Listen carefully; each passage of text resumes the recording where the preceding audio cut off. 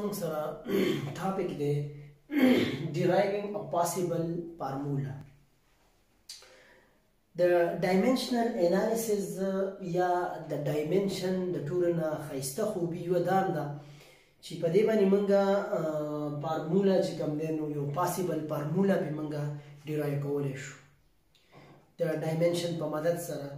خو په دې کې یو خوبي دا هم ده که فرض کا موږ یو فزیکل کوانټیټي راواخلو او د یو ایکویشن کې موږ ایکس راولګو نو دا ډایمنشن خود به خود هغه فزیکل ټرم چې کوم دی هغه ختموي. موږ پکې یو ایکسټرا ټرم انکلوډ کو او هغه فزیکل کوانټیټي په هغه ټرم باندې ډیپینډ نه کوي نو دا ډایمنشن یې په خپله ختموي. په دې پروف کې ډایمنشن رواني ډایمنشن په اینډ کې بیا دا ووایي دا یو شیز چې کوم دی نو دا په دې باندې ډیپینډنټ نه دی، دا دې ختم کړي، دا دې ختم شو.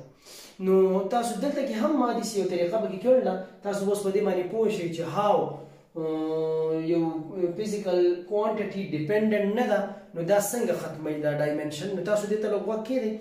زموږ سره زه د لینیر we find the formula of linear momentum formula معلوموم with the help of dimension. نو د linear momentum که فرض کړه موږ خو یو خو ډایرکټ موږ پوهېږو، ډایرکټ موږ دا خبره کوو چې د پروډکټ آف ماس اینډ ویلاسټي از نون از مومنټم. په دې خبره خو موږ پوه یو.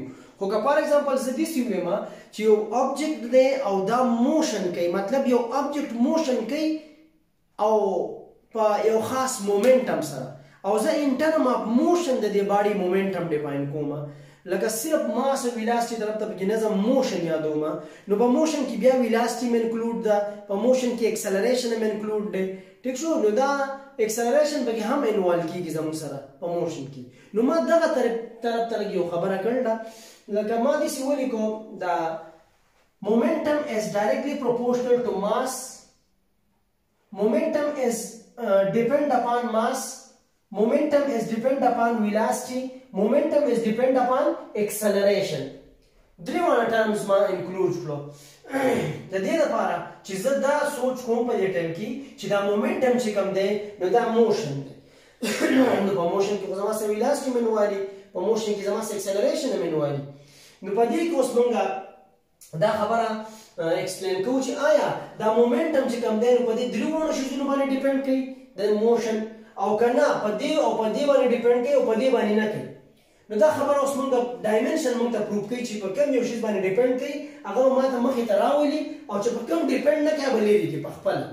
نو موږ طریقه کار دا ده د فارمولا د جوړولو لپاره چې کوم ټرمز باندې یو فزیکل کوانټیټي ډیپند کوي نو دا هغه یو ایچ اینڈ ایوری ټرم به موږ پاور اړو په A B C D شکل کې به موږ اخلو. نو زموږ سره ما د m پاور a واغستو، د v پاور b واغستو او د اکسلریشن پاور می c واغستو او درېونه ایکویشن می کمپیر کړو. نو زما سره دا ایکویشن راغی، د دې پروپورشنالیټي ساين می لري کو او کانسټنټ k می پکې پټ کو او وروسته می بیا په k په ځای باندې پکې 1 پټ کړل. نو دلته کې زما سره راغی m کی پاور a v کی پاور b a کی پاور c. اوس دا زما سره ایکویشن نمبر 4 شو. اوس موږ دا پیژنو چې د مومنټم چې کوم دی د هغې ډایمنشن mlt - 1 دی. د مومنټم ډایمنشن mlt - 1 دی. لکه موږ داسې خبره کوو چې the rate of change of linear momentum is known as force. دې ته موږ فورس وایو. نو مومنټم چې کوم دی دا به زما سره برابر شي د f into t یا f ډلټا ټي شو. نو p به مومنټم زما سره برابر شو د f into t. اوس فورس چې کوم دی دا ډاټا سي ضرب دی، فورس چې کوم دی دا د یونټ نیوټن دی، د ټایم یونټ سیکنډ دی او نیوټن زما سره برابر د کیلوګرام میټر پر سیکنډ سکوير او دا وسره سیکنډ راغی. نو زما سره دلته کې دا د سر کینسل اوټ شو. نو زما سره د مومنټم یونټ دلته کې موږ معلوم کو کیلوګرام میټر پر سیکنډ. د دې ډایمنشن کیلوګرام ماس L او T - 1 راغی. نو ډایمنشنل فارمولا مونږه د دې فارمولا نه د دې ایکویشن نه مونږه د مومنټم چې کوم دی دا ډایمنشن مونږه معلوم کو چې دا برابر دی د mlt - 1 یا n کی پاور 1 l کی پاور 1 t کی پاور -1 برابر دی. دلته مو ولیکو نو د مومنټم زموږ سره موږ دا پیژنو چې د مومنټم دا ډایمنشنل فارموله ده او دې ته د رایټ هینډ سایډ کې مې د خپل ټرمز ولیکل. بیا د دې نه بعد زه اوس دا په یونټ ته کنورټ کوم. نو د ماس یونټ کیلوګرام دی، پاور مې په ا واغستو. د ویلاسټي یونټ میټر پر سیکنډ دی، پاور په بي دی، نو پاور هول بي مې په واغستو. او د اکسلریشن یونټ میټر پر سیکنډ سکویر دی او پاور په سي دی، نو ما په هول سي واغستو. اوس دا یونټس می بیس فزیکل کوانټیټي ته به کنورټ کوم. نو کیلوګرام په بیس فزیکل کوانټیټي کې د ماس یونټ دی، د کیپیټل ام به ولیکم، میټر د لینث دی، سیکنډ د ټایم دی او هول پاور به خپل اخلو. میټر د لینث دی، میټر څه دی؟ لینث دی او سیکنډ د ټایم دی، سکویر دی، بل سکویر به واغستو او هول سی به واغستو. اوس دا پاور ته اپلای کا. نو چې پاور مو ته اپلای کو زما سره دلته راغی ام کی پاور ا، ال کی پاور بی، ال کی پاور بی او دا ټی چې کوم دی دا په ډیویژن کې دی، نو زه برخه جوړم. نو ټی کی پاور ماینس بی بشي، نو ټی کی پاور ماینس بی او ال کی پاور سی او ټی کی پاور ماینس 2 سی زما سره راغلی. اوس سیملر فزیکل کوانټیټي ته سیملر فزیکل کوانټیټي موږ ملټیپلای کولای شو په فزیکس کې. سیملر فزیکل کوانټیټي ملټیپلای کا، نو دا لینث چې کوم دی دا ملټیپلای کړی دی لینث سره، نو د ما سره باندې نه راشي ال کی ال او په پروډکټ کې چې کله بیس سیم نو پاور جمع کیږي، نو ال سیم دی او بی پلس سی، بی پلس سی براشي. او دسی ټی چې کوم دی دا د ټی سره ملټیپلای کا، ټی او پاور د پاور سره 8 کا، نو ماینس بی ماینس 2 سی براشي. ام په خپل ځای ولګي. اوس دا ډایمنشن کمپیر کا.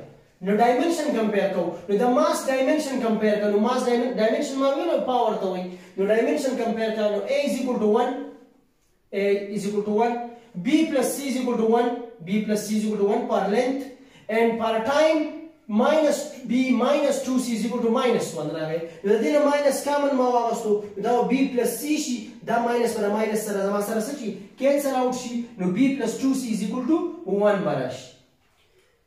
اوس زمون کار څه دی په دې اکویشن کې؟ زمون کار دا دی چې we can find the power. موږ به ډایمنشن معلومو، a به معلوم کو، b به معلومو، c به معلومو. نو a چې کوم دی دا خو زما سره معلوم شو چې د a ویلیو 1 ده، خو b او c معلوم نه دی. نو b او c موږ اوس معلومو. نو ما څه چل وکړو د دې اکویشن نه مې دا سبټریکټ کړو. نو چې سبټریکټ مې کو نو دا پلس ته ماینس پکې، دا پلس ته ماینس پکې، دا پلس ته ماینس پکې، نو دا b به د b سره کینسل اوټ شي او د 2c چې c لري کې نو c راغی او 1 نه 1 ماینس شو 0 راغی. نو c هم زما سره څه شو فایند اوټ شو چې د c ویلیو چې کومه ده دا زموږ سره دلته کې 0 ده. اوس د دې c دا ویلیو راواله په اني اکویشن کې پټ کو چې b ته معلوم شي. نو ما په دې کې پټ کو چې په دې کې مې پټ کو نو زما سره دا 0 شو، نو b ویلیو زما سره څه شوله؟ b ویلیو زما سره فایند اوټ شو چې b زما سره د 1 برابر دی. نو اوس وګورئ دا a b او c دا ویلیو راواله او په دې اکویشن نمبر 4 کې پټ کا. نو m کی پاور a او a 1 دی، نو m کی پاور 1، v کی پاور 1، a کی پاور 0، c 0 کوی نه. دا c ټرم یې زما سره څه کو؟